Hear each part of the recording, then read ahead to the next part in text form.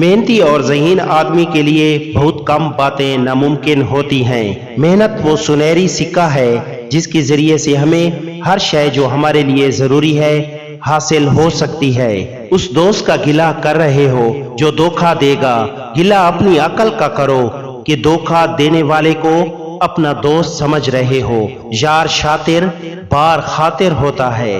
دوستی تمہیں یہ اختیار ہرگز نہیں دیتی کہ تم اپنے دلی دوستوں کو برے لفظوں سے یاد رکھو۔ اللہ کی رحمت اس بندے کے لیے نہیں ہوتی جس کے دل میں رحم نہیں ہوتا۔ چہرے کی خوبصورتی دل کی خوبصورتی سے گہری نسبت رکھتی ہے۔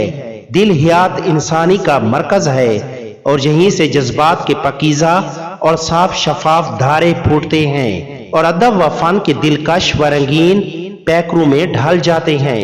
جن کے دل صاف ہوتے ہیں وہ کبھی کسی کی خوشامد کرنے پر راضی نہیں ہوتے۔ خراب عادتیں بھی اس طرح بڑھتی اور پھولتی ہیں جیسے چشموں سے ندی اور ندی سے دریا۔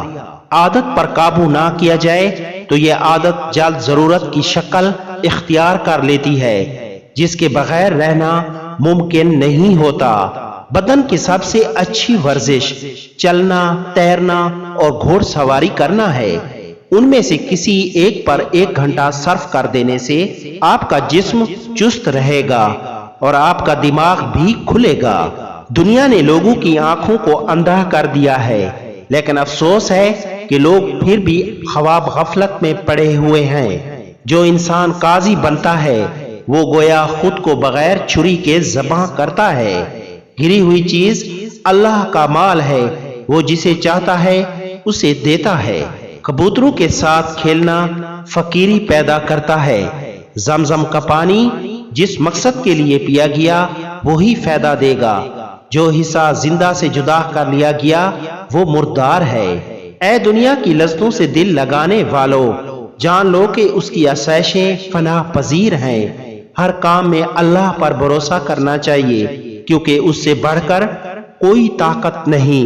ہمارا حمیتی مددگار وہ ہے جس کا دل ابراہیم خلیل اللہ کی طرح پاک ہو، اس میں کسی قسم کا نفاق نہ پایا جائے۔ عقیدے کو درست کیے بغیر عبادت کرنا فضول ہے۔ جہل عبادت گزار بغیر گھر کے دروازے کی طرح ہوتا ہے۔ عبادت کا منشا یہ ہے کہ تم خدا کے غلام بن جاؤ، اس کے احکام کی پیروی کرو، فرقہ بندی چھوڑ کر سیسا پلائی دیوار کی طرح کھڑے ہو جاؤ۔ عبادت ایسی کرنی چاہیے کہ روح خوش ہو جائے، ایسی عبادت نہ کرو جس سے روح اداس ہو جائے۔ استاد وہ عظیم ہستی ہے جو تمہیں اندھیرے سے نکال کر روشنی کی راہ پر لا کھڑا کرتا ہے۔ وہ جس کے دل میں برائی بھلائی نہ پائے گا اور جس کی زبان میں نکتہ چینی ہے وہ آفت میں گھرے گا۔ مسلمان وہ ہے جو خوشی میں اپنے بھائی کو یاد رکھے اور دوسرے کے غم میں بلائے بغیر شریک ہو۔ بندہ ایک بات اپنی زبان سے نکالتا ہے جو اللہ کی خوشنودی کی بات ہوتی ہے، بندہ اس کا خیال نہیں کرتا، اللہ اس بات کی بدولت اس کے درجے کو بہت زیادہ بلند کر دیتا ہے۔ 50 سال والی عورت ایک گوبھی کے پتوں کے پانی سے منہ دھو لے، چہرہ 20 سال جیسا نظر آنے لگے گا۔